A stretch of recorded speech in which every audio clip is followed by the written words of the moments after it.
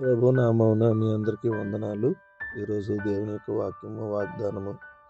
యెహోవాయే నీకు నిత్యమైన వెలుగుగాను, నీ దేవుడు నీకు భూషణముగా ఉండును. యెషయా గ్రంథం 60 అధ్యాయం 19 వచనం. ప్రియ దేవుని బిడ్డలారా,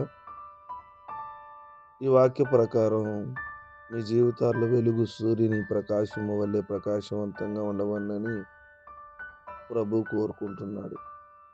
దేవుడు కూడా మిమ్మల్ని తన వెలుగుతో సూర్యప్రకాశం వలె ఉంచాలని మీ పట్ల ఆయన బాధ్యతను, ఆలోచన కలిగి ఉన్నాడు.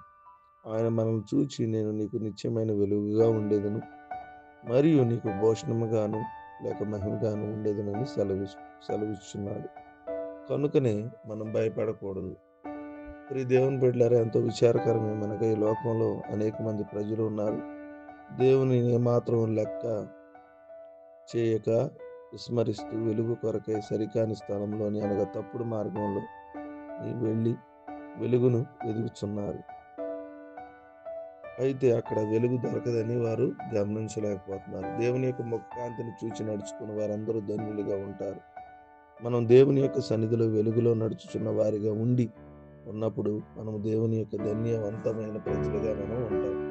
ఇంకా మనం దేవునిలో నడుచువారముగా ఉన్నప్పుడు మనం ఆయన వైపునకు చూసినప్పుడల్లా కూడా దేవుని యొక్క సంతోషకరమైన ఆశీర్వాదములు, దీవెనలు మనకి దయచేయబడతాయి. ఆనందకరమైన జీవితాన్ని దేవుడు మనకి ఇస్తాడు. ఆయన నిత్యమైనటువంటి భూషణగా మనకు ఉంటాడు. కాబట్టి మనం త్రోవలు వెలుగులో నడిపించబడి, దేవుని యొక్క వెలుగులో నడిపించబడి ఆశీర్వదించబడదాం. కొద్ది మాట దేవుడు మనకు ఫలించి ఆశీర్వదించబడతాం. తల్ల ఉంచుకుందాం, కళ్ళు మూసుకుందాం, ప్రార్థన చేసుకుందాం. ప్రేమ నమ్మకం కలిగిన తండ్రి, మీ నామాన్ని వందనాలు. గతించిన దినాలన్నీ కాచారు. మరొక శ్రేష్టమైనటువంటి దినంను మా జీవితంలో మీరు అనుగ్రహించినందుకు మీ స్తోత్రాలు, వందనాలు తెలియజేస్తున్నాను. నేను ఎంతవరకు మీ మాటలు వాక్యం ద్వారా మేము విన్నాం.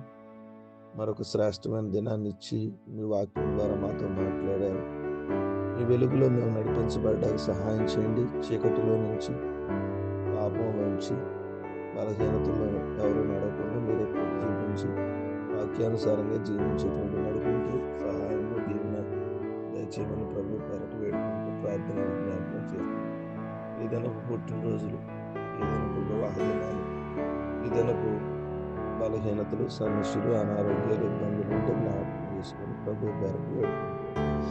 ఈ దినమంతా కూడా మమ్మల్ని కాచి కాపాడి సంరక్షించమని ప్రార్థన విజ్ఞాపన చేస్తున్నాం. ఈ దినదీవులతో మమ్మల్ని నమ్ముతారని ప్రార్థన చేస్తున్నాం, నడుచున్నాం తండ్రి.